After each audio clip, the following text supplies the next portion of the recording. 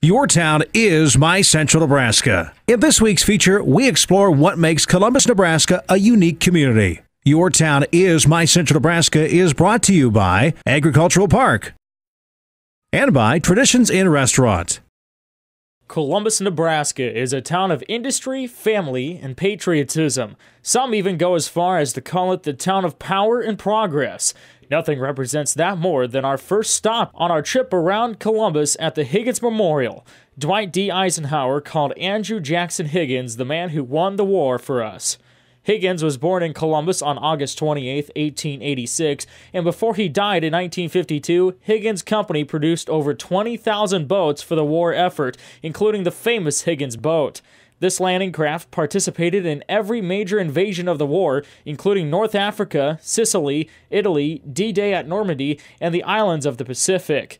The centerpiece of the Higgins Memorial Project is a life-size replica of a Higgins boat made of steel and set in sand as if beached.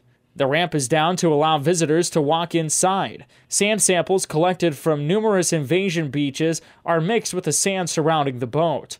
Along with the Higgins boat, Chamber of Commerce President Casey Balitz says another memorial resides alongside it. So after the events of 9/11, that same group came together and created the Freedom Memorial next to the Higgins boat and took World Trade Center steel, one of only a couple places, as we understand it, at that time in the nation that got access to center steel, and built the sculpture from that. Jim Helbush designed it, built it at Dual Lift Manufacturing. Artist Fred Hoppy put the bronze eagle on top of that to create the Freedom Memorial. Balitz also says the memorial represents Columbus in a number of ways. First of all, it is a collaborative project, and I think that speaks to what Columbus really is as well as anything. You look at how many different hands came together to make this happen. That's just the way Columbus does things. And I think, too, it wouldn't necessarily have happened for another kind of project, but where we had the opportunity to honor veterans, to honor someone who served those veterans in the way that Mr. Higgins did. That's something that Columbus can buy into and always has and continues to today. So I think this memorial in both of those ways really does pretty well represent our community. With our next stop, we move to the north side of town to Columbus Community Hospital, which was created in 2002. We caught up with President and CEO Mike Hansen, who shared the reason why the hospital was moved. Really, the premise of moving the hospital out to the north of Columbus was to allow the growth and to be able to realize our potential as a regional referral hospital. Hansen also said the hospital is involved in the community in a number of ways. We have over 605 employees, and we as an organization are heavily involved in our community in many organizations, social clubs, social groups, things like that. We also provide a tremendous amount of community benefit to our community. This past year in 2014, about $6.6 million in community benefits, and those are different programs, services that we provide free to the community. Hansen finally shared what separates Columbus Community Hospital from other healthcare providers.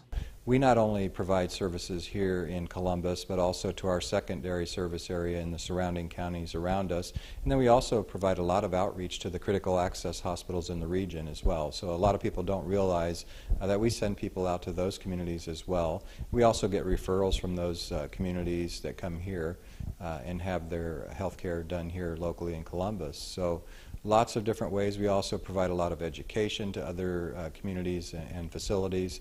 We're one of the few facilities this size that have a simulation lab, so we provide a lot of education through that lab as well.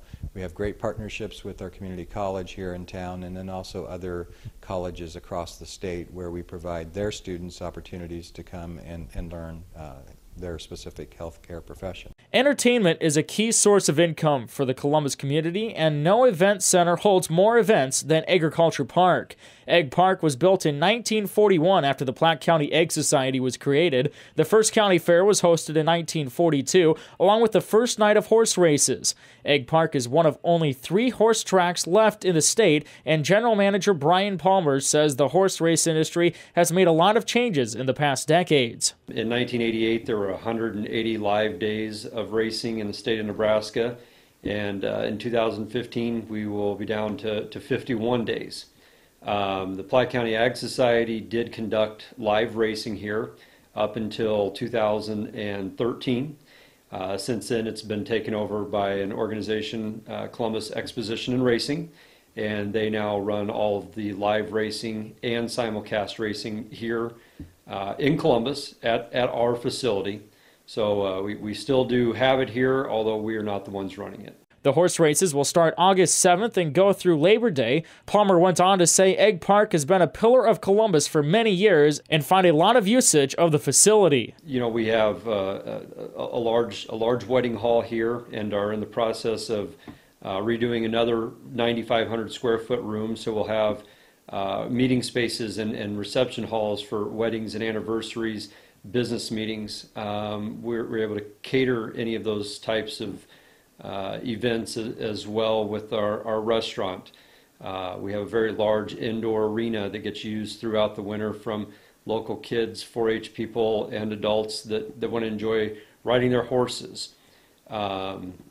We work with a number of other nonprofit organizations in the Columbus and Platte County area so that they can do fundraising and events such as that out here at Ag Park. The biggest production of the year is the Platte County Fair, which will run July 8th through July 12th. Let's now head north to the outskirts of town where you will find the only college in Columbus. Central Community College was established in 1969 and is home to nearly 3,000 students. Campus President Matt Gottschall says the college tries to work with all types of students. We offer comprehensive programs and everything from the career areas of welding and mechatronics and nursing, but also we offer some great transfer programs so that students can get a good start here and then transfer on to the universities or other colleges in the state.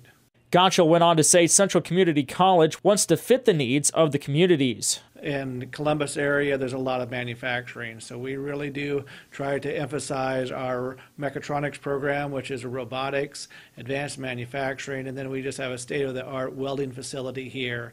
But then we also have a strong nursing program in cooperation with our Columbus Community Hospital that I do know there's nursing programs throughout the state, but ours is very good for this area and for this size of hospital and region. So it does work well to have those types of partnerships with not only the hospitals but our nursing homes. According to President Gottschall, over 95% of graduates stay in the state, and over 85% of graduates stay within the college's 25-county service area. The last stop on our tour of what makes Columbus unique is Loup Power District, which was formed in 1933 for the purpose of bringing jobs and cheap, reliable electricity to the Columbus area. The plant serves 19,000 customers throughout the 4-county area, which includes Platte, Boone, Colfax, and Nance counties. President and CEO of Loup Power, Neil Cease, explains how the plant was created in 1933. Basically, we were formed for the purposes of bringing jobs to the Columbus area and bringing cheap, reliable electricity to the Columbus area.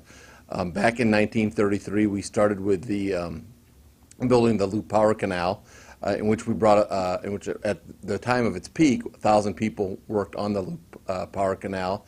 And that was, we built the 2 powerhouses, the one in Columbus and the one in Monroe. And that really essentially helped kick off economic development in this area. It was in the middle of the Depression. It was a great project that brought good paying jobs to the area. And then those people stayed in Columbus at that point in time.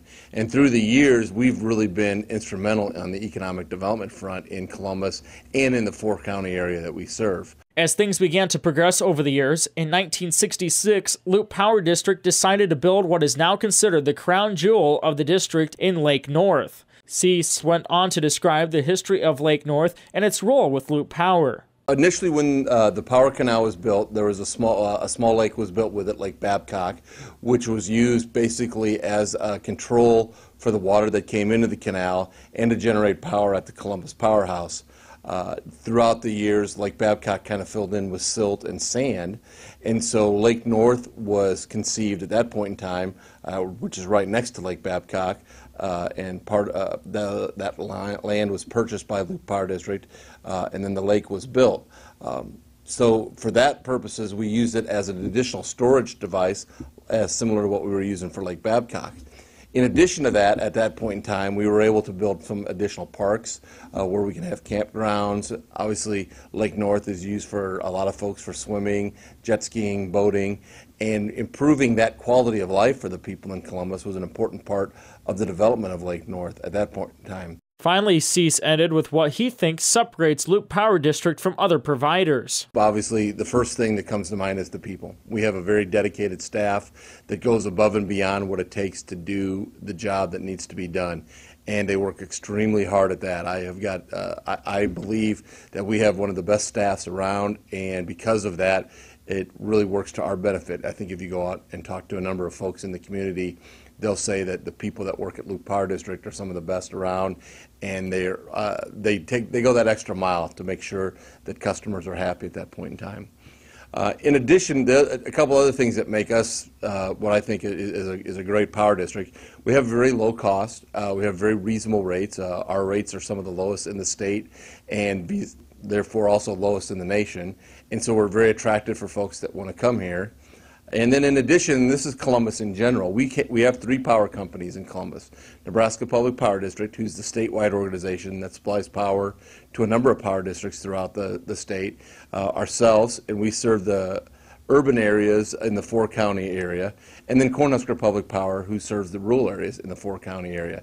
And so that's pretty, though having 3 power companies in one town the size of Columbus is very, very unique. And again, that's why kind of Columbus is called the City of Power and Progress, is because of what we have here in this town. I'm Ryan Kumpf, reminding you that your town is My Central Nebraska. Your Town is My Central Nebraska is a production of Digity. All rights reserved.